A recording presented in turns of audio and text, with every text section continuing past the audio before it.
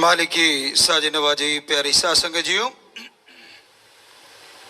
सतगुरु दाता सच्चे रहबर शास्त्र नाम शाह मस्तान दाता प्यारे ने बहुत सारे भजनों का निर्माण किया, भजनों को बनाया, आसान तर्जें दी ताकि हर जीव उस तर्ज पे उसे गा सके, बोल सके। तो महान परोपकार है ये। जैसा युग जैसा समय वैसे उन्होंने रचना की, कर रहे हैं और करते रहेंगे।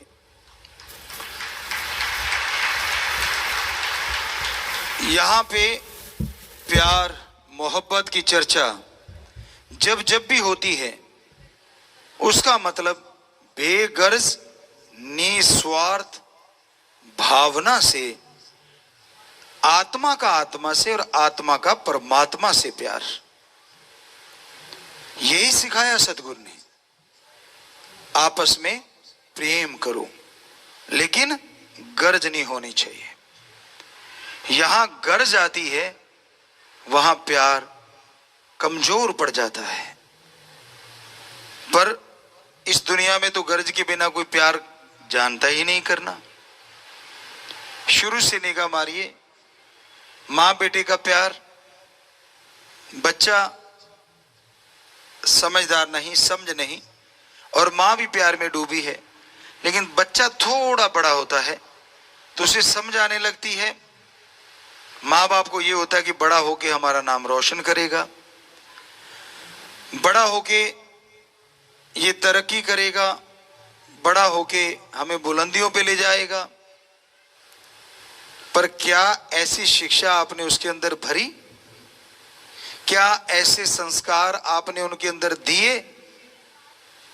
उसकी तरफ ध्यान नहीं है, लेकिन एक गर्ज, एक स्वार्थ मात्र है कि हाँ ये ऐसा होगा, वैसा होगा, ये होगा।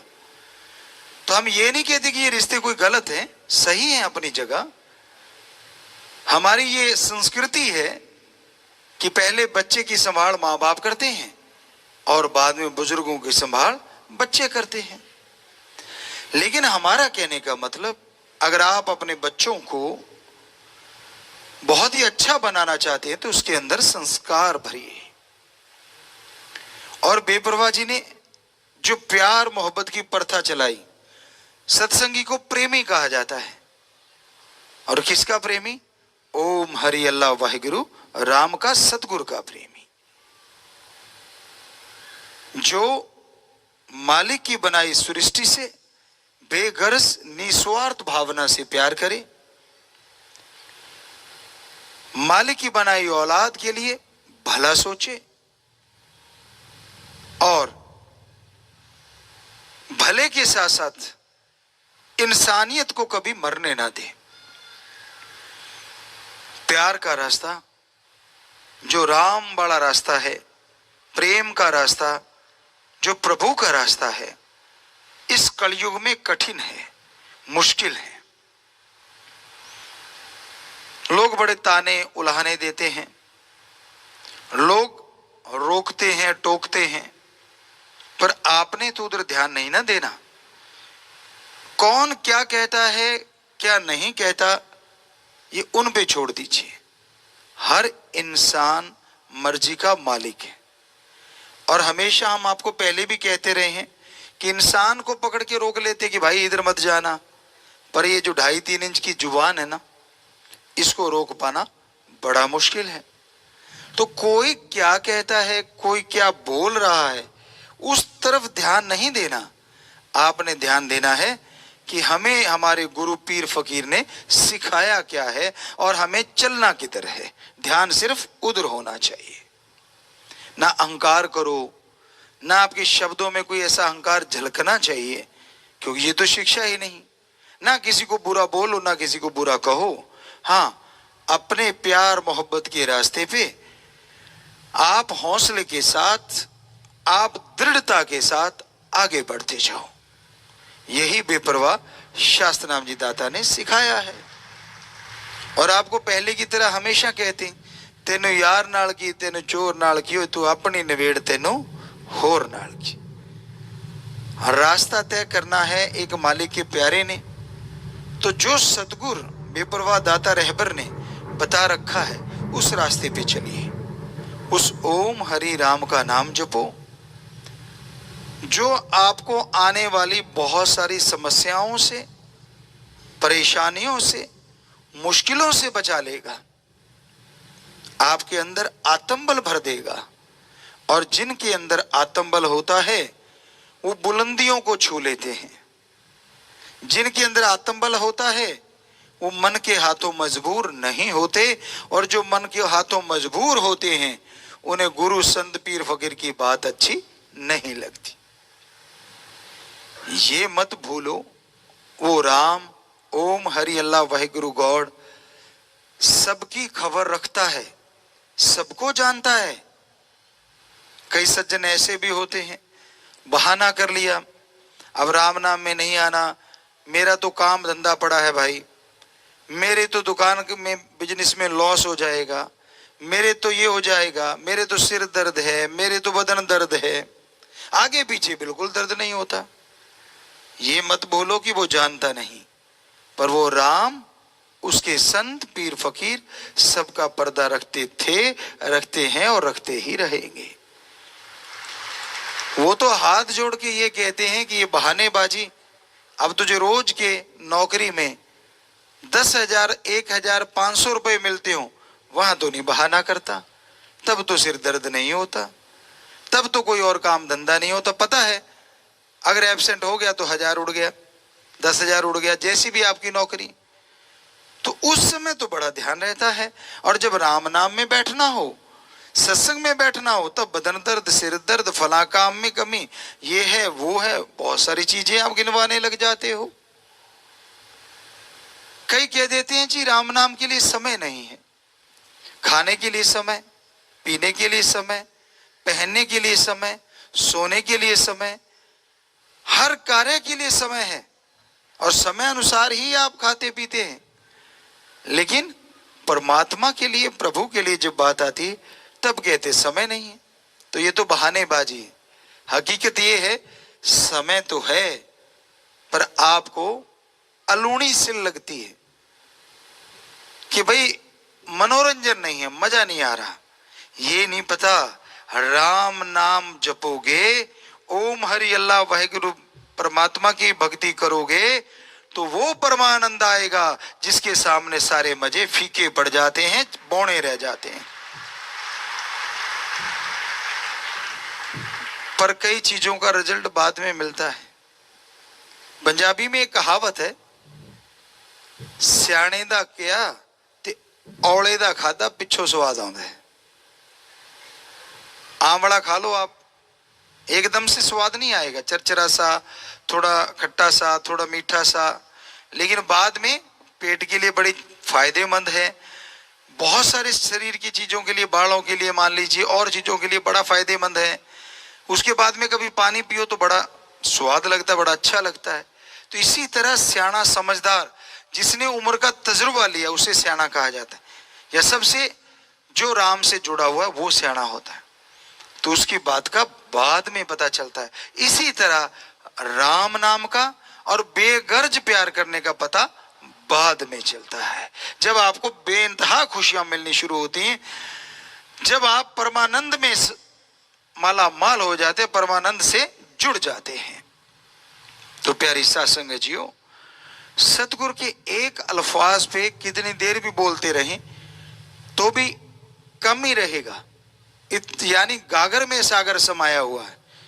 वो तो आप जानते हैं, ग्रंथ भी बेपरवाह जी ने इसके नाम से बनाया है। सो गागर में सागर का मतलब थोड़े शब्दों में बहुत कुछ बेपरवाह जी ने बख्श रखा है। तो आप उस परम पिता परमात्मा का नाम जपें, मेहनत करें, बिगड़े काम बन जाएंगे, गमों से निजात मिल जाएगी, टेंशन फ्री हो जाएंगे, चिंता मुक्त, टेंशन फ्री। ये छोटा शब्द थोड़ा ना है आज के टाइम में। जिसे देखो टेंशन ओढ़ के घूम रहा है। छोटे को छोटी टेंशन, बड़ों को बड़ी टेंशन, बच्चे को स्कूल की टेंशन, छोटे को खिलौनों की टेंशन, कॉलेज वालों को उससे और बड़ी टेंशन, यारी टूट ना जाए, यारी जुड़ ना जाए, ये किससे जुड़ा, मैं किससे जुड़ा, वो क्यों जुड़ा, ये क्यों जुड़ा, आप सब समझते हैं। फिर एक और माँ बाप को टेंशन, कहीं नशे से ना जुड़ जाए। नशा बर्बादी का घर है, और आजकल तो चिट्टा काला पीला पता नहीं कौन कौन सा नशा चल पड़ा है, जो बर्बाद करता जा रहा है, जो जिंदगियों को ऐसी बना देता है जैसे कोई ढांचा हो, जैसे कोई रोबो हो, जो सिर्फ नशे के इशारे पे चलते हैं, नशे के इशारे पे नाचते हैं, नशे के इशारे पे बोलते हैं। तो आप इनसे बचना चाहो तो राम का नाम, बस थोड़े से शब्द होते हैं, चलते बैठ के लेट के, काम धंधा करते सोते जागते, यानी हाथों पैरों से कर्म कीजिए और जीवा ख्यालों से प्रभु के नाम का जाप कीजिए, धर्म कीजिए। पंजाबी च कहते हैं, हथ कारवल ते ध्यान रब यारवल। किसने रोका है काम धंधा करने से? पर अगर ध्यान कंप्यूटर में लगाया हुआ है तो जीवा तो खाली है, इसमें ही राम राम करते रहिए। अब दो शब्द बोलने से तो आपका ध्यान भंग नहीं होगा, क्योंकि हमने खुद तजर्बा किया है। पर सिक्स सेंस जगाना जरूरी है उसके लिए। यहां क्या हो रहा है, वहां क्या हो रहा है, सिक्स सेंस आपकी तभी जागेगी जब इसके लिए अभ्यास किया जाए। और अभ्यास के लिए बेपरवाह जी ने दूसरा शब्द बोला, प्रेम और नाम, मेथड, गुरुमंत्र, शब्द। सिक्स सेंस का मतलब है कि यहां बैठे हैं तो अब हम आपसे बात कर रहे हैं, इधर कोई बोल रहा है वो भी हमें सुन रहा है, सामने कोई खड़ा रहा वो भी दिख रहा है, कोई पंखा चला रहा है वो भी दिख रहा है, कोई हिलजुल कर रहा है वो भी दिख रहा है, कोई पीछे से आ रहा है वो भी दिख रहा है, और साइड में खड़े हैं वो भी दिख रहा है, कोई हाथ हिला रहा है वो भी दिख रहा है। तो यानी बोल रहे हैं, लेकिन सिक्स सेंस जिसकी इतनी हाई हो जाती है वो कर सकता है। आप कंप्यूटर भी चला रहे हैं और अब चेतन मन से राम का नाम भी लिए जा रहे हैं, या जीवा से, पर उसके लिए तो अभ्यास की जरूरत है, अभ्यास जरूरी है।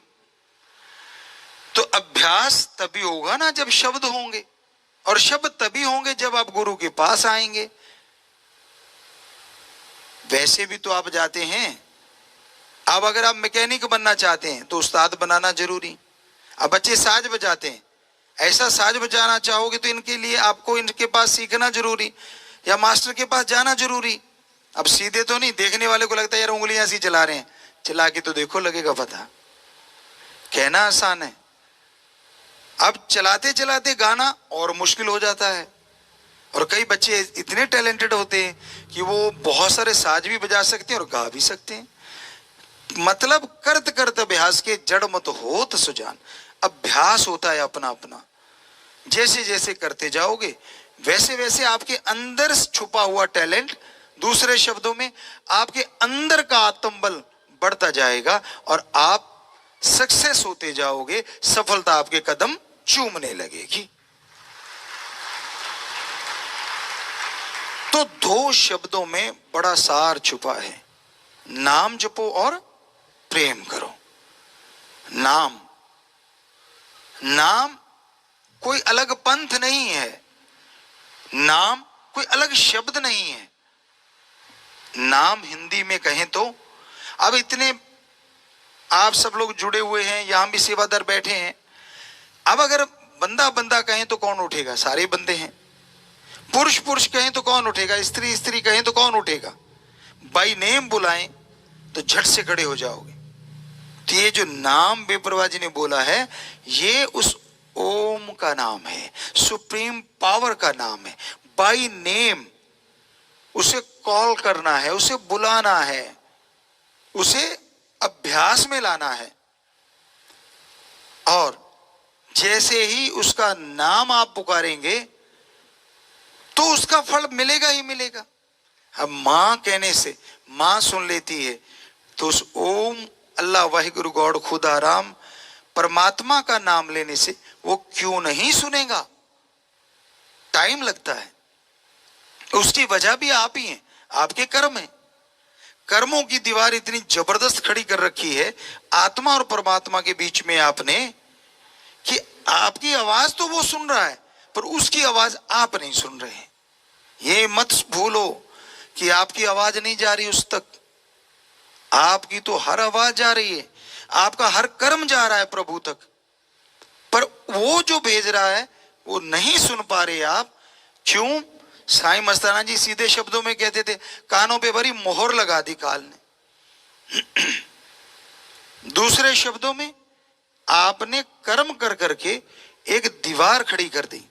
जैसे अब अगर यहां दीवार बना दें तो आप कुछ भी बोलते रहो, क्या सुनेगा? कुछ भी नहीं। ये जरूर एहसास होगा कि आवाज कहीं से आ रही है, वो भी तब जब आप सुमरण करने लगोगे। तो आपकी आवाज वो सुन रहा है, इसलिए कभी भूल के भी गलत मांग ना मांगा करो। क्या पता सुमरण करते करते करते करते आपको उसकी आवाज सुनने वाली हो और आपने गलत मांग लिया और उससे तथास्तु हो गया तो हो लिया काम। इसलिए मालिक से मांगना है तो हमेशा सबसे पहले और अहम चीज है, मालिक को ही मांगो, परम पिता परमात्मा को मांगो। आपको सुनाया करते हैं कि एक राजा ने नुमाइश लगा दी, बीच में खुद बैठ गया, सबको बोल दिया आओ जो चीज चाहिए ले जाओ। लोग आने लगे। कोई हाथी घोड़े के आशिक थे तो हाथी घोड़े, कोई आटा नहीं था बेचारा, वो आटे की तरफ चल पड़ा, पर शर्त ये थी कि एक बार ही आप ले सकते हो। तो लोग आते गए, समझदार पैसा, उससे समझदार ही मोती, उससे समझदार सोना, उससे समझदार हीरे, तो यूं चीजें लेने लगे।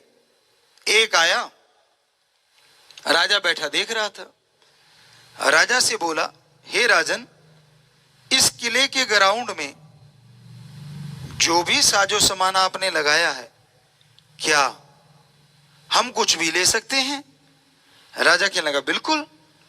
कहता, राजन फिर से मैं आपसे पूछता हूं, किले के ग्राउंड में जो कुछ भी है क्या हम कुछ भी ले सकते हैं? तो राजा कहता, हां आप ले सकते हो। तो उस आदमी ने झट से राजा की बांह पकड़ ली। राजा कहता, ये क्या है? कहता, जी मैंने तो आपको लिया। तो राजा ने देखा, हाँ ग्राउंड में मैं बैठा हुआ हूं। कहता, ठीक है भाई मैं तो तेरा हुआ। कहता, सुनो जी। कहता, हाँ अगर आप मेरे हो गए तो ये लूट क्यों मचा रखी है, ये सामान भी तो मेरा हो गया। तो कहने का मतलब, अरे जब कुछ मांगना ही है, क्यों ना सतगुरु से सतगुरु, ओम से ओम, परम पिता परमात्मा से परमात्मा को मांगो, जिसने सब कुछ बनाया है। जब वो आपका हो जाएगा तो क्या कोई साजो सामान बाकी रहेगा? तो खास करके ये बात शायद सत्संगी को ज्यादा समझाए। जो नहीं समझता उसे समझना चाहिए कि यारी दोस्ती अगर आपको ऑप्शन मिल जाए करनी है तो आप किससे करोगे?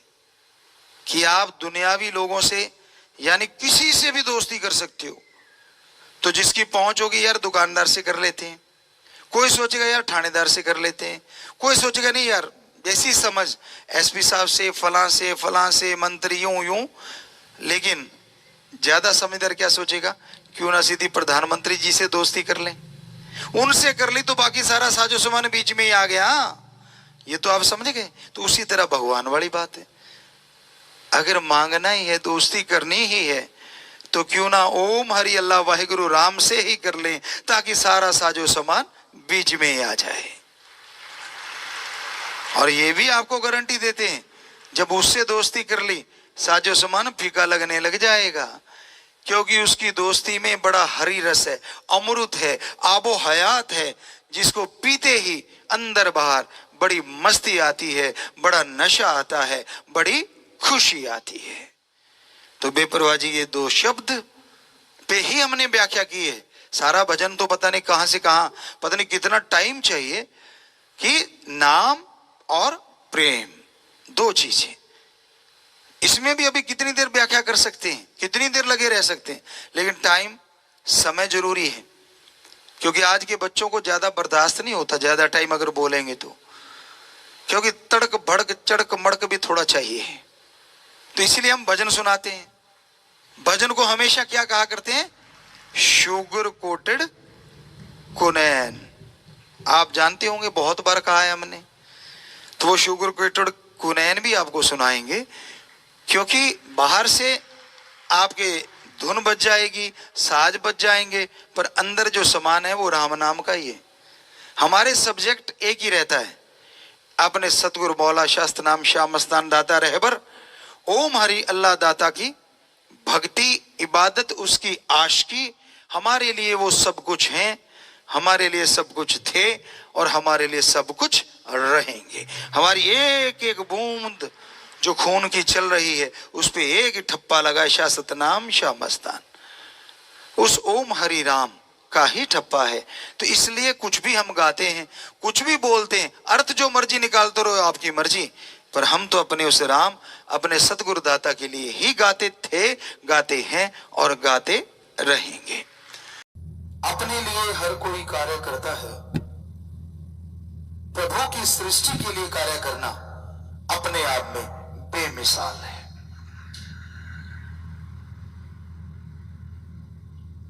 खुद के लिए तो पशु पक्षी परिंदे भी जीते हैं, खुद को छोड़ के परहित परमार्थ करना अपने आप में बेमिसाल है। और ये परहित परमार्थ जितना इंसान कर सकता है, इतना कोई दूसरा सोच भी नहीं सकता। मनुष्य को भगवान ने इतना बुद्धि विवेक दिया है कि यह सोच समझ के पूरी सृष्टि का भला कर सकता है। दूसरों के पास इतनी बुद्धि, इतना दिमाग होता ही नहीं। पूरी सृष्टि की रचना 5 तत्वों से हुई है: पृथ्वी, पानी, अग्नि, वायु और आकाश। ये पांचों तत्व भगवान ने पहले बनाए और फिर इनसे पूरी सृष्टि की रचना की। जिस तरह पेड़ पौधे हैं, इनमें तत्व तो एक ही है, मुख्य तत्व पानी है, लेकिन ये तत्व अपने आप में बड़ा महत्वपूर्ण है। इंसानी शरीर भी 70 से कोई 75% कहता है, कोई 90%, तो पानी ही है। लेकिन पेड़ पौधे जिनका मुख्य तत्व पानी है, वो पानी लेके इंसान को वो देते हैं जो देखें तो अनमोल है, वो ऑक्सीजन, वो प्रदूषण रहित वातावरण।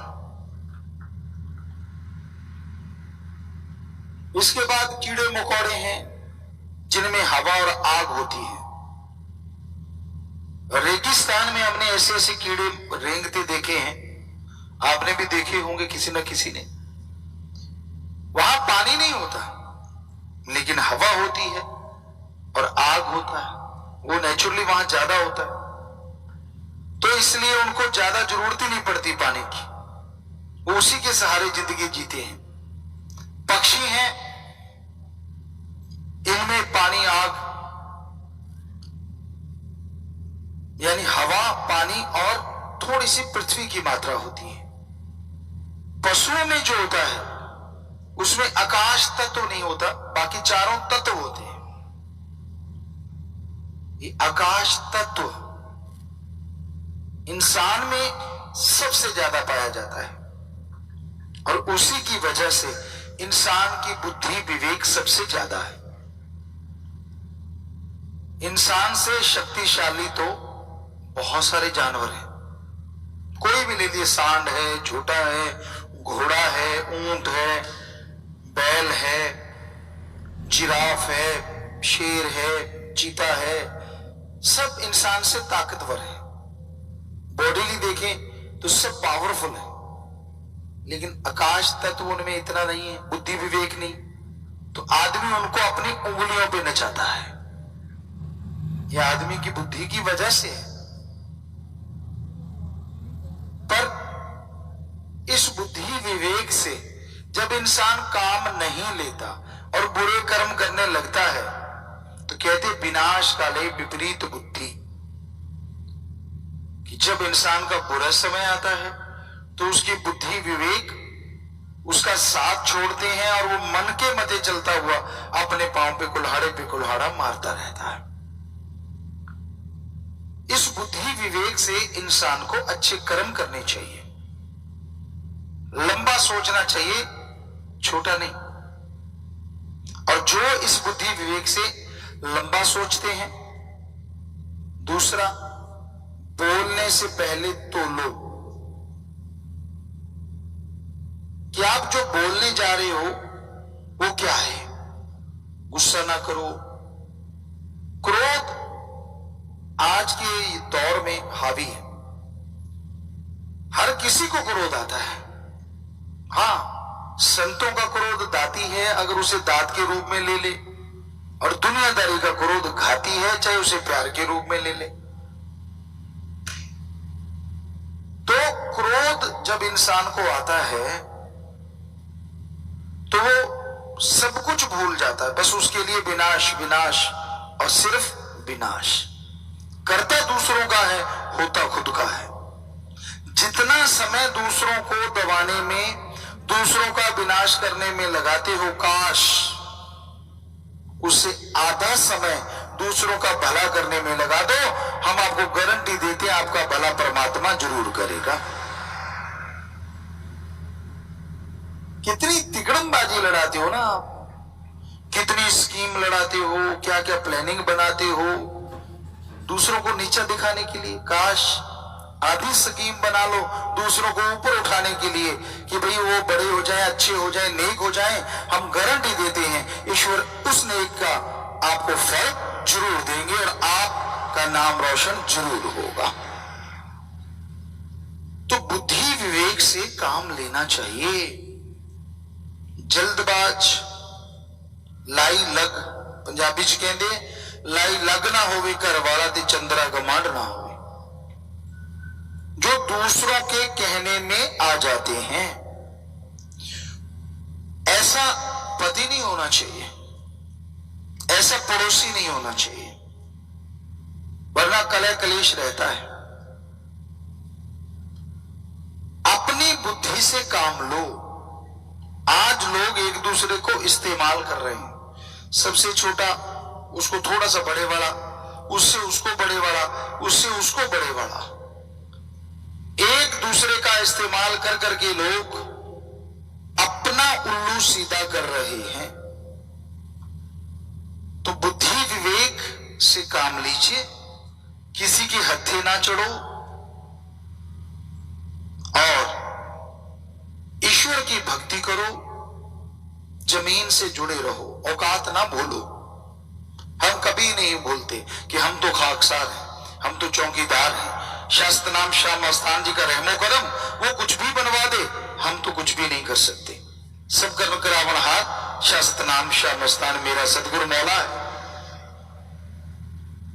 कई बार हम बच्चों को कहा करते हैं कि बेटा मान गुमान मत करो, वो करते नहीं, लेकिन फिर भी आप ये मत सोचो कि आपके कोई पंख निकल आए, आप वही एक जिम्मेदार एक नंबरदार के बच्चे हो। हाँ, शास्त्र नाम जी का पटा गढ़ में है, इसलिए दुनिया सलाम करती है। और यही हकीकत है। हर किसी इंसान को अगर ये सोच आ जाए, वो अहंकार ना करे, खुदी ना करे, अपने बड़ों का, पूर्वजों का, संतों का, फकीरों का सत्कार करे, हो नहीं सकता उसको कभी नीचा देखना पड़े।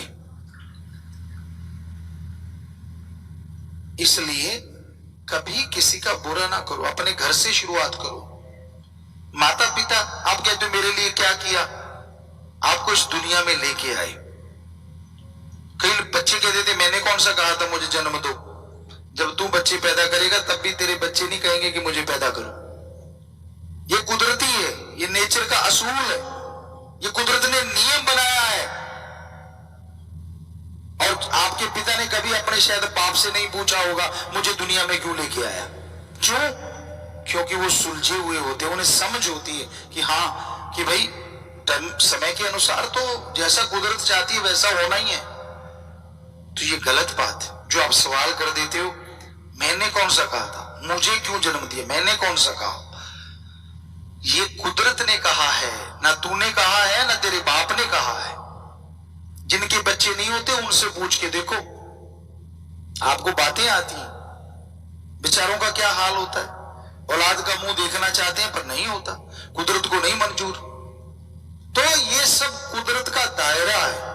नर मादा का बनाना, आगे पीढ़ी को चलाना, ये सब असूल हैं परमपिता परमात्मा के। कौन चाहता है कौन आए कौन ना आए, जिसे वो चाहता है वही आता है और वही जाता है। इंसान तो किसी को पैदा ही ना होने दे कि मैं जन्म ले लिया बाकी सारे आए ही ना, बस मेरा ही राज चले, ऐसा थोड़ी ना होता है। वो नियति इसे ही कहते हैं। कुदरत के कादिर ने अपना सारा सिस्टम फिट किया हुआ है। जब से दुनिया साजी तब से लेके जब तक उसने दुनिया को खत्म करना है तब तक का सब कुछ प्लान, सब कुछ रचा हुआ है। आदमी की समझ नहीं आता, वो एक अलग चीज है। तो ये नियति जैसा चाहती है वैसा होता है, पर इंसान का फर्ज है, इंसान का कर्तव्य है, अपनी बुद्धि विवेक से काम लेता हुआ वो नेकी करे, भले कर्म करे, अच्छाई के रास्ते पे चलता जाए। मालिक साथ अवश्य देंगे। और घर से शुरुआत से मतलब अपने बुजुर्गों का आदर सत्कार करो। और घर में बुजुर्ग भी रहते हैं, उनका फर्ज है बच्चों से बेगर्ज प्यार कीजिए। चलो गर्ज रख के भी करो क्योंकि आपकी औलाद है, पर उनकी इच्छाएं भी जरूर पूरी करें जो जायज है। गलत रास्ते पे अपने बच्चे को कोई लेके नहीं जाता, पर कई बार उसके सामने गलत काम करने से बच्चे अपने आप उससे सीख जाते हैं। हमने बहुत लोगों को देखा है, क्या कहते हैं, कई बार हमारे पास आ कहते पिताजी पता नहीं ये लड़का किस पे चला गया या लड़की किस पे चली गई, हम तो ऐसे नहीं थे। तो हम हंस के कहा करते हैं अब आप ऐसे नहीं हो, बिल्कुल सही है, लेकिन जब इसको पैदा किया था तब आप कैसे थे? जब ये सीख रहा था बचपन में तब आप क्या क्या गुल खिलाते थे, कौन कौन सी गालियां और कौन कौन सी बातें करते थे? इसने तो तब से सीखा हुआ है।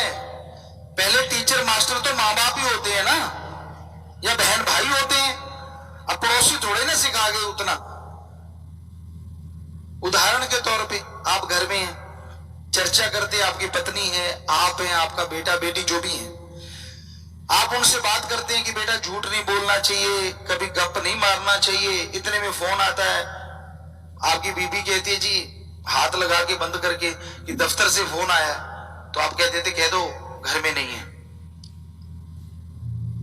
बच्चा आखिर माइंड बहुत पावरफुल है, किसी डॉक्टर से पूछ लेना 9 महीने में माइंड पूरा बन जाता है, वो तो गर्भ में ही सीख लेता है। अब मैंने सीखा नहीं था क्या? तो बच्चा समझ जाता है कि बोलने को बोलो, झूठ मत बोलो, पर जब जरूरत पड़े तो ठोक के बोलो, क्योंकि आप उसके सामने बोल रहे हैं कि कह दो मैं घर में नहीं हूं, जबकि आप घर में हैं। और बच्चा देख रहा है यार अभी अभी तो ये टीचर बन रहा था कि गप नहीं मारना चाहिए, और खुद ठोक रहा है। और जब बड़ा हो जाएगा तो उसके गप भी बड़े बड़े हो जाएंगे, तब आप कहते यार ये पता नहीं गाड़ी दे के किस पे गया है। आप पे गया बेटा जी, बेटा आपका है, और किसी पड़ोसी पे तो जाएगा नहीं, फिर आप बुरा मानोगे अगर ऐसा कहेंगे तो। समझ गए ना आप? आपकी औलाद आप ही जाएगी ना, तो आप कम से कम उनको शिक्षा उस तरह की दो, उन्हें अच्छा बनाइए। अपने खून को बुरा कौन कहता है? अपने आप को कोई बुरा नहीं कहता, खून तो दूर की बात। कोई संत पीर फकीर कहते कबीरा सबते हम बुरे, हम तज भला सब कोय, जिन ऐसा कर माने मीत हमारा सोए। वो कबीर साहब जी जैसे संत पीर फकीर कह सकते हैं कि भाई हम तो खाक हैं, कुछ भी नहीं है। संत कहते हैं ऐसा कि हम तज भला सब कोय, जिन ऐसा कर माने कि जो इसको ऐसा मान लेगा मीत हमारा सोए। भगवान जी कहते कि वो मीत है हमारा, वो मित्र है हमारा, जो ऐसा मान के चलता है। इसका मतलब ये नहीं कि आप अपनी निगाह में गिरे रहो, नहीं नहीं नहीं नहीं, आप अणक रखिए, गैरत रखिए, लेकिन अहंकार मत कीजिए कि मेरे जैसा कोई पैदा ही नहीं हुआ, या करोड़ों अरबों जन्मे हुए, पता नहीं कितने तरह का खोपड़ा है, हर किसी के अंदर अपना अपना दिमाग है, अपनी अपनी सोच। तो इसलिए अच्छा सोचो, परिवार के लिए अच्छा करो, समाज के लिए अच्छा करो, कोई नहीं रोकता, पर बुरा ना कभी किसी का करो, क्योंकि जब आप बुरा करने जाते हैं, किसी का हो ना हो आपका बुरा जरूर होगा, ये चाहे हमसे लिखवा के ले लो। तो ऐसा कर्म ही क्यों करो जिससे खुद का बुरा हो। ये वेदों के वेद भरे पड़े हैं कि बुरा कर्म कभी करना नहीं चाहिए, बुरे का फल देना ही पड़ता है। श्री राम जी, श्री कृष्ण जी भगवान हुए, उनको युग बदलना था, और युग बदलने के लिए उन्होंने कई तरह की ऐसी चीजें की जो आज अगर आदमी की निगाह में देखें तो वो सही नहीं लगती। अब श्री कृष्ण जी थे, क्यों दुर्योधन को मरवाया? क्या दुश्मनी थी भाई उनकी उनसे? कोई दुश्मनी नहीं थी। फिर भी उन्होंने बताया पहले तो ये कि उनको पूरा नंगा नहीं होने दिया दुर्योधन को, ताकि वो कच्चा रहे एरिया कि मां के सामने ऐसे जाएगा, और फिर भीम को कह के उसकी वही जगह तोड़वाई, यहां गदा युद्ध में फाउल कह लें या मना होता है या कोई मारता ही नहीं था, तो उसी जगह मार के उसको मरवाया। अब दुनिया की निगाह में देखें तो गलत है, लेकिन अगर वो ईश्वर की निगाह से देखें तो अगर वो ना मरता तो सारे समाज में वो हाल होता जो कहने सुनने से परे, राक्षसों की जरूरत ना पड़ती, आदमी राक्षस बन जाते। इसलिए युग परिवर्तन करना था, तो उनको भी ऐसे कर्म करने पड़े, और लास्ट में उन्होंने अपने ऊपर लिया ताकि आदमी समझे। बदुआ ली गंधारी से और अपनी पूरी कुल को खुद खत्म किया, आपस में लड़के खत्म हुए, अपनी औलादों को भी उन्होंने खत्म कर दिया। क्यों? क्योंकि ईश्वर की नियति थी कि समाज को बदलना है। तो ये नियति जो होती है ना, ये बड़ी बलवान होती है।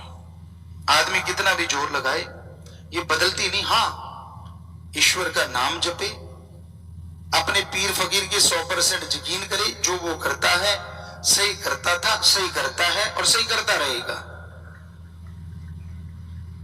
तो इंसान को ना तो कभी गम आए, ना टेंशन आए, ना कोई परेशानी आए। पर ऐसा होना कोई आसान बात थोड़ी ना है। परम पिता जी ने रहमो करम किया, हमें बुलाया, और जब घाघ शास्त्र नामदाता के चरणों में आए तो हमने सब सेवादारों को एक ही बात कही थी कि परम पिता जी जो भी कहेंगे, दिन को रात तो रात, रात को दिन तो दिन, हर चीज माननी है। और परम पिता ने बहुत तरह की बातें करते थे यही देखने के लिए, तो सेवादार सब मानते थे। कई बार ऐसा होता है परम पिता कहते नहीं, सचखंड हाल मस्ताना जी धाम उधर स्टेज लगाना है, अब उधर लगाएंगे तो इधर जगह छोड़ी थोड़ी सी है। नेचुरली होता था कि इधर मकान थे और उधर को मुंह करके, जिधर टूटियों वाला जोड़ा गेट कहते हैं, उधर को मुंह करके स्टेज लगे तो संगत ज्यादा बैठती थी। लेकिन परम पिता कहते थे नहीं, सचखंड हाल के साथ लगाओ। तो मजाल किसी की ना लगाता जब हम आए थे। फिर परम पिता कहते नहीं, अब नीम की तरफ लगाओ, अब उधर और जगह कम। फिर कहते थे नहीं, फलां जगह लगाओ, वहीं लगना चाहिए, लगता रहता। तो परम पिता जी एक दिन खुश हुए और बैराग में भी आए, कहने लगे इतने सालों में हमें आप जैसा एक भी मुरीद नहीं मिला। एक शिष्य ढूंढ रहे थे कि कोई ऐसा मिले जो सतगुरु के वचनों को बिना चूंचरा के मान जाए। तो हमने कहा बेपरवाह जी पहले बुला लेते। कहते बच्चे भी तो पैदा करने थे। साफ कहा, वो भी तो जरूरी था। हमने कहा जी सत वचन, वो आपकी रजा। तो एक बात पे बात ख्याल में आई, मुरीद और गुरु का रिश्ता क्या होता है। एक गुरु था, उसके 2 मुरीद थे, 2 शिष्य थे। एक को कहते थे भोला भाला और एक था बड़ा चतुर चालाक। अब जो भोला भाला था उसका काम क्या होता था, जो गुरु ने कहा आया, बैठ गया, जो गुरु ने कहा बड़ा खुश। पहले तो गुरु के दर्शन करके बागो बाग हो जाता था, मुंह लटके नहीं रहते थे, टेंशनें नहीं, लड़ाइयां नहीं, वाह मेरा सतगुरु, दर्शन हो रहे हैं। और फिर जो सतगुरु कहता जी बस देखता रहता और मानता रहता। और एक था बहुत ही चतुर चालाक, आए हुए लोगों से बात करनी, खाना खिलाना पिलाना, कौन सा खुद की जेब में से जाता था, मान बढ़ाई के चक्कर, खुद के नंबर बनाने। सारे कहते यार ये शिष्य कमाल का है। बस ठीक है मैं करता हूं जी जितना हो सकता है। तो सारे उसी को मानते थे। अब उसको बेचारे को कोई जानता ही नहीं था कि वो शिष्य है। सारे हाँ उसको वैसे कर देते थे कि भाई ये भी भक्त है, यहाँ रहता है। एक दिन आया, गुरुजी कहने लगे भाई अब मैंने चोला बदलना है, इस दुनिया से जाना आना लगा रहता है, मैं तो जाऊंगा। तो सारे शोर मचाने लगे, नहीं नहीं नहीं नहीं। कहते चलो कोई बात नहीं, बातें करेंगे। कुछ दिन गुजरे तो साथ संगत बैठी थी, गुरुजी कहने लगे भाई ऊंट लेके आओ। ऊंट ले आए। कहते लकड़ की सीढ़ियां ले आओ। लकड़ की सीढ़ियां ले आए। कहने लगे भाई वो एक मंजिला मकान है। कहते हाँ जी। कहते सीढ़ी लगाओ, ऊंट को ऊपर चढ़ा दो। दोनों शिष्यों को खड़ा कर लिया कि भाई आप करो काम ये, और खुद गुरुजी चले गए। अब जो चतुर चालाक था, साथ संगत हंसने लगी तो वो भी हंसने लगा, लेकिन जो भोला भाला था वो चुपचाप ऊंट के पास गया, उसको पकड़ा। अब आप सब जानते हो सीढ़ियों पे तो जो नहीं चढ़ा वो नहीं चढ़ता, लकड़ वाली पे तो वो डंडे से लगे होते हैं, लोग देख देख के चढ़ते कहीं पैर ही ना निकल जाए। अब ऊंट कैसे चढ़ेगा उसके ऊपर? वो पकड़ के ऊपर से रस्सी उसके नाक पे जो थी ऊपर खींच रहा है, ऊंट उसको खींच रहा है, वो उसको खींच रहा है, पसीनों पसीन बुरा हाल। और जो चतुर चालाक है शिष्य, वो साथ संगत के साथ बैठ के हंस रहे हैं, मजाक कर रहे हैं। यार साथ संगत में कोई बोला यार ऐसा लगता है गुरुजी का दिमाग फिर गया, तो चतुर चालाक कहता हाँ और क्या कमी है अभी, मतलब उसको लगा मुझे गुरुगद्दी मिलेगी। क्या लगा देखो आपके सामने जी, कभी लकड़ी की सीढ़ियां जो डंडे लगे होते उनके द्वारा ऊंट ऊपर चढ़ेगा, वो तो बड़ी सीढ़ियों से ना चढ़े। तो लेकिन उसको कोई लेना देना नहीं, जो घोड़े वाला वो खींच रहा है, ऊंट उसको गिरा रहा है, वो खींच रहा है फिर गिरा रहा है, दड़ादड़ चल रहा है काम। और इधर जो चतुर चालाक है वो साथ संगत की सहमति इकट्ठी कर रहा है, सारा खुश है भी हाँ भाई ये तो गुरुजी का दिमाग में फर्क पड़ गया, बड़ा हंस रहा खुश हो रहा है। तो शाम का समय हो गया, अंधेरा होने लगा हल्का हल्का। गुरुजी बाहर आए, साथ संगत बैठी, हंस रहे हैं सारे लोग, वो शिष्य भी हंस रहा। तो गुरुजी कहने लगे भाई क्यों हंस रहे हो? कहती गुरुजी वो देखो पागल। कहते हैं हाँ भाई ऐसे हंसे गुरु भी, तो सारे हंसने लगे, देखो देखो देखो वो देखो सीढ़ियों पे जी कैसे होगा, आप भी कमाल करते हो। गुरुजी एक उठ के कहने लगा, कहने लगे आप हमें गुरु कहते हो? कहते हाँ। गुरु का मतलब जानते हो? कहते जी, जो ज्ञान देता है, मतलब ज्ञान देता है तो वो खुद ज्ञान का भंडार है। कहते जी। तो क्या हम मूर्ख हैं, हमें नहीं पता कि लकड़ी वाली सीढ़ियों से ऊंट ऊपर कैसे जाएगा?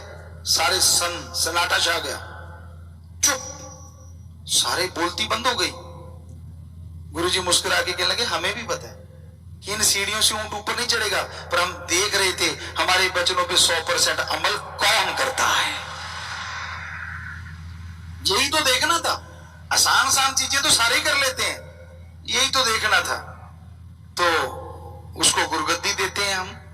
गुरु ने उस भोले भाले को गुरुगद्दी दी, कहेंगे वो है पूर्ण इस गुरुगद्दी के लायक। तो रूहानियत में, सूफियत में गुरु और शिष्य की यही मर्यादा है, यही परिभाषा है, और कोई लेना देना नहीं है। वो क्या कहता है क्या नहीं कहता, कैसे बोलता है क्या नहीं, कुछ मतलब नहीं। क्योंकि गुरु कभी अपना कार्य नहीं करवाता, ये सच्चा गुरु होता। गुरु अपने लिए पैसा नहीं लगाता, ये सच्चा है। गुरु कभी ऐसे मांगता नहीं, वो भी सच है। गुरु तो सबका भला करता है, सबका भला मांगता, भले के लिए प्रेरणा देता है। और जो बिना चूंच रांगे मान लेते हैं वो पता नहीं कितनी खुशियां हासिल कर लेते हैं, और जो क्यों किंतु परंतु में उलझे रहते हैं वो दिनों दिन दूर होते चले जाते हैं। तो भाई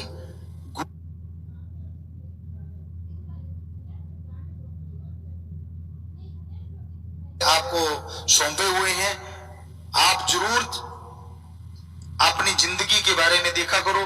क्या आप उन कार्यों को वाकई साल में 2-2 बार या 1-1 बार करते हो? क्या नहीं करते तो जरूर करा करो। यही हमारे लिए आपकी तरफ से तोहफा जो आप हमें देना चाहते हैं, बस, और हमें कोई तोहफा नहीं चाहिए। कि आपको जो मानवता भलाई के कार्य बताए हैं उनको कम से कम साल में 1 या 2 बार तो जरूर किया करो। बाकी आप कैसे शिष्य हैं ये शास्त्र नाम शाह मस्तान जी दाता जानता है, लेकिन उसकी जो परिभाषा है वो हमें बताना जरूरी है। हम गुरु हैं, एक फकीर है, कि उसकी परिभाषा क्या है। अंधविश्वास नहीं होता, इसे कहते दृढ़ विश्वास। अंधविश्वास तो होता है कि कुछ देखा नहीं, करा नहीं और आंखें मोड़ के लग गए। जब फकीर आपसे कुछ लेता नहीं, फकीर आपसे कुछ मांगता नहीं, फकीर आपका धर्म नहीं बदलता, फकीर नोट बोर्ड के चक्कर में आपको उलझाता नहीं, तो फिर आप क्यों नहीं उस गुरु को पूरा गुरु मान के 100% अमल करते? करोगे तो टेंशन फ्री हो जाओगे, दोनों जहान से झोलियां जरूर। सत्संग, यहां एक अल्लाह वाहिगुरु मालिक की चर्चा होती है। यहां परम पिता परमात्मा से मिलने का ढंग सिखाया जाता है। यहां बुरी से बुरी आदतें अमल करने से छूट जाया करती हैं और यहां परम पिता परमात्मा खुद विराजमान होते हैं। उसी का नाम सत्संग है। आप निगाह मारें, भावना से याद करें, वो आपको जरूर कहीं ना कहीं नजर आएंगे, जरूर अंदर से खुशी देंगे। तो इसलिए सत्संग का जो क्षेत्र है, यहां साथ संगत सुबह शाम राम नाम अल्लाह मालिक की चर्चा सुनती है, वो बहुत ही पाक पवित्र हो जाता है। वहां आके अगर राक्षस बुरे कर्म करने वाला सच्चे दिल से तौबा कर ले, मालिक से जुड़ जाए, तो इस जन्म तो क्या, जन्मों जन्मों के पाप कर्मों से मुक्ति मिल जाती है। और कोई इंसान इसके उल्ट वहां दुर्भावना लेके आता है, दिमाग में बुरे विचार लेके आता है या बुरा कर्म करता है, तो उसका हश्र फिर बहुत ही बुरा होता है। क्योंकि दिमाग में विचारों का आना कोई बड़ी बात नहीं, पर उस पर अमल करना ये बहुत बड़ी बात है, चाहे वो बुरे हैं या अच्छे हैं। क्योंकि अच्छे कर्मों का दिमाग में आना और उस पर अमल करना बेमिसाल बात है, बहुत बड़ी बात है, परम पिता परमात्मा को मिलाने वाली बात है। और बुरे विचार और फिर उन पे अमल करना, सारा अहंकार, सारी हेंकड़ी पल में चली जाती है और इंसान भयानक बीमारियों, दुख तकलीफों से घिर जाता है, जो कभी निकल नहीं पाता। कहते हैं, एक कहावत है, गलती करके मान ले उसे इंसान कहते हैं। गलती हो गई अनजाने में और इंसान उसे मान लेता कि हाँ मेरे से हो गया, तौबा करता है, उसे इंसान कहते हैं। गलती पे गलती करी उसे हैवान, पशु कहते हैं। गलती कर ली फिर गलती कर ली, पर गलती पे गलती करता ही चला जाए उसे शैतान कहते हैं। उसका हश्र फिर हद से ज्यादा बुरा होता है। उसको कहीं भी दरगाह में, ना इस जहान में, कहीं टिकाव नहीं मिलता। अंदर से बेचैन, दर दर की ठोकरें, बेचैनी का आलम, तरह तरह की बीमारियां, परेशानियां उसे घेर लेती हैं। तो इसलिए इंसान सच्चे दिल से तौबा करे, साथ संगत में करता है, असल में तो दरगाह में वो जल्दी कबूल होती है। कई चुपके चुपके करते हैं, कई आगे बैठने वाले होते हैं, पीछे जाके खड़े हो जाते हैं कि कौन सा पता चलेगा, ये तो ड्यूटी पे खड़ा है, खड़े खड़े नारा लगा देते हैं, पता ही नहीं चलने देते कि मैंने माफ़ी भी ली। तो मालिक भी फिर पता लगा के माफ़ी देता है। वो मालिक है, अल्लाह है, राम है, उससे कोई चालाकी करेगा तो इतना पागल तो वो है नहीं, इतना बेवकूफ़ नहीं जिसने आपको दिमाग दिया है। तो वही बात है कि इंसान सत्संग में आए, वचन सुने, पीर फकीर की बात जो अल्लाह मालिक के वचन होते हैं सुने और उस पर अमल कर ले, तो जन्मों जन्मों के पाप कर्म कट जाया करते हैं। दुर्भावना से सद्भावना हो जाती है, पर अगर कोई बुरे विचार लेके उस पर अमली करने लग जाए तो उसका हश्र बहुत बुरा होता है। इसलिए भाई, कभी भी सत्संग में आओ, मालिक के यहाँ नाम की चर्चा होती है, अल्लाह वाहिगुरु भगवान के नाम की चर्चा होती है, वहाँ बैठ के आंखें लगानी है तो अल्लाह वाहिगुरु की तरफ लगाइए, ख्याल लगाने हैं तो अल्लाह वाहिगुरु मालिक के प्रीत की तरफ लगाइए, और शरीर लगाना है तो परम पिता परमात्मा की तरफ लगाइए। इसको शोपीस मत बनाइए कि तुझे कोई देखे, तू आंख मटक्का करे, तू ये करे वो करे। हो सकता है वो चीज ही चली जाए जिसके ऊपर आप मान करते हो, जिसके ऊपर गुमान करते हो। इसलिए कभी भी बुरा कर्म ना करो, ना सोच रखो। सत्संग का दायरा ऐसा जबरदस्त होता है। आप एक शिक्षार्थी की तरह आओ, विद्यार्थी की तरह आओ, तो ऐसी शिक्षा लेके जाओगे जिससे आप ही नहीं, आपका परिवार ही नहीं, कुलों का उद्धार हो सकता है। और अगर आप बुरा सोच रखते हैं, बुरा ख्याल रखते हैं, तो आप ही नहीं, कुलों का भी, जो आपके बच्चे परिवार हैं, उन पे भी असर लाजमी पड़ता है। तो इसलिए भाई सत्संग सुनो, अमल किया करो। दिखावे की जरूरत नहीं है। कई ऐसे ढीठ होते हैं, इतने बेशर्म होते हैं, उनको कोई फर्क नहीं पड़ता, वो दिखावा करते रहते हैं। और साथ वालों को पता होता है कि हाँ भाई ये देखो कितना ढीठ बना हुआ है, और उसको लगता नहीं मेरा तो किसी को पता ही नहीं है। एक कहावत है और हमने उसको देखा है, कहते हैं कबूतर की तरफ जब बिल्ली आती है ना, कबूतर आंखें बंद कर लेता है, अपने को बिल्ली दिखती ही नहीं। बिल्ली को और मजा हो जाता है, उसको खाने में आसानी हो जाती है, वो झट से पकड़ती है और टुकड़े टुकड़े कर देती है। हमने देखा है ऐसा। तो कई लोग इतने ढीठ होते हैं, सारी गलतियां करते हैं, सब कुछ बुरे कर्म करते हैं, और वो आंखें मूंद लेते, कहते किसी को पता ही नहीं, मेरा तो पता ही नहीं चलता। वाह भाई वाह, तू अदृश्य हो जाता है जब गलतियां करता है। कोई तेरे पास बटन है जो किसी को दिखता ही नहीं, लोगों की आंखें लगी हैं, बटन तो है नहीं। सो वो सब देखते हैं, और मालिक अल्लाह राम से कैसे बचोगे? वो तो कमरे के अंदर क्या, बाहर क्या, जंगल बियाबान क्या, समुद्रों के पार क्या, समुद्र के अंदर क्या, पताल में क्या और आसमान में क्या, हर जगह, हर पल, हर समय, हर किसी को वो देख रहा है। उसको उससे पर्दा कैसे करोगी? इसलिए जो नियम आपके लिए तय हैं उन पे अमल करो, क्योंकि भक्ति मार्ग एक ऐसा मार्ग है, यहाँ से अगर फिसल गए तो दोमट माटी की तरह है, चिकनी माटी, मुल्तानी माटी कह लो, कि पैर फिसल गया तो फिर फिसलते ही चला जाता है। पीर फकीर ही एक ऐसा होता है जो उसका हाथ पकड़ के उसे संभालता है। और कैसे संभालता है? उसे वचन सुनाता है, भाई सत्संग में सुना रहे हैं, मान जा, बुरे कर्म छोड़ दे, बुरे कर्म मत कर। अब अगर फिर भी वो पीर फकीरों की बातों के परगच्चे उड़ाता है, तो फिर उस फिसलने वाली जगह पे ऐसा गिरता है, कोई अंग बेप्रवाह परमपिता शास्त्र नाम जी महाराज ने भजन में लिखा है, कोई अंग सबूता नहीं बचता जदों आप मोहारा हो जावे, फिर कुछ बचाव का लिए रहता नहीं। इसलिए वचनों पे अमल करो, वो आपके लिए हैं, आपके फायदे के लिए हैं, आपकी खुशियों के लिए हैं। और ऐसा कोई वचन नहीं होता कि जिसके लिए बहुत मुश्किल से वचन मानना पड़े। सुमरन करो, सेवा करो, सत्संग सुन के अमल करो, अपने आप वचन माने जाते हैं, अपने आप मानने को दिल करता है, और बेइंतहा खुशियां आती हैं। हम आया करते सदगुरु की कृपा से, वचन माना करते, और जो लज्जत आती, जो नज़ारा आता, पता ही नहीं चलता यहाँ से गाँव कब पहुँच गए और कब वहाँ से ही वापस आ जाते। इतनी मोहब्बत, इतना प्यार, इतनी लज्जत आती, यूँ लगता ही ना कि धरती पे जा रहे हैं, यूँ लगता आसमान में उड़े जा रहे हैं, ऐसी खुशी मिलती है। पर वचन मानने से क्या पता कब सोना बनना होता है और आप पित्तल बन के बैठ जाते हैं। तो भाई वचनों पे अमल किया करें, सत्संग सुना करें और उस पे चला करें, तो यकीनन आपके जन्म जन्म के पाप कर्म कटेंगे और मालिक की दया में रहमत के काबिला बनते जाएंगे। मालिक को दिखावा पसंद नहीं है, अमली जिंदगी जरूरी है। दिखावा करना, पाखंड करना, ढोंग ढगोसले करना, ये लोगों को प्रभावित करने के लिए काफ़ी है, पर अल्लाह को या उसकी किसी फकीर को ये चीज़ प्रभावित नहीं करती। वो तो हकीकी जीवन, आप अपने ज़िंदगी में अच्छे कर्म करो, भले कर्म करो, वचनों पे रहो, तो अपने आप चाहे कहीं भी हैं, मालिक आपकी संभाल करेंगे, आपको परमानंद की बख्शिश करेंगे।